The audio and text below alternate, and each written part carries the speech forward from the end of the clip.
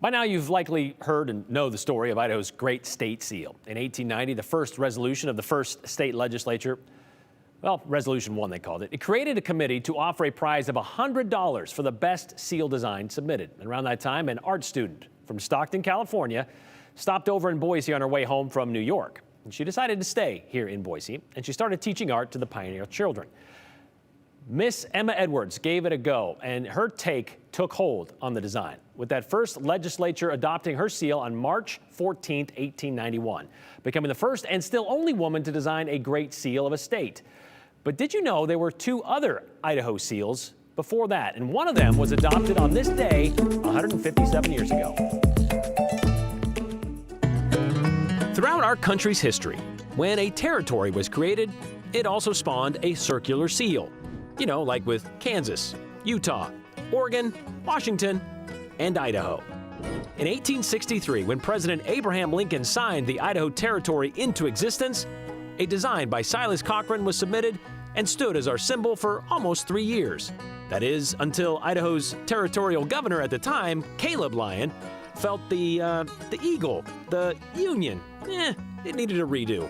So he did the redo himself, sketching out an idea with a ram atop a shield of mountains and a river over a banner with what looks like the word for ointment, but is actually Latin for hello, Solway. That seal morphed into something with an antlered animal, so no more ram, but the hello remained. Lyon's layout was accepted by the territorial legislature on January 11th, 1866. But Lyon's legacy was about as sketchy as his sketch.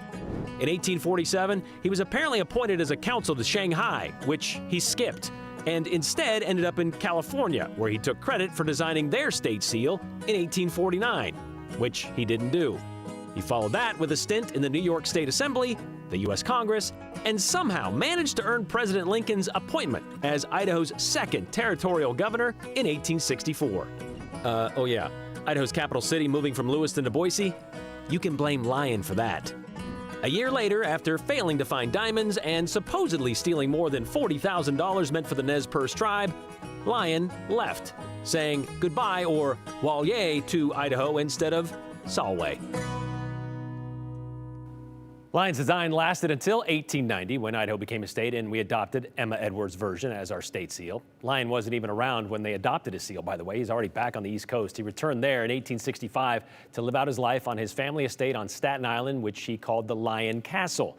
He called himself the Lion of Lionsdale, which is where he was born, because, well, he fancied himself a talented poet. His detractors, on the other hand, like those in Idaho, called him something else: conceited, peculiar, a man who made enemies and misappropriated public funds.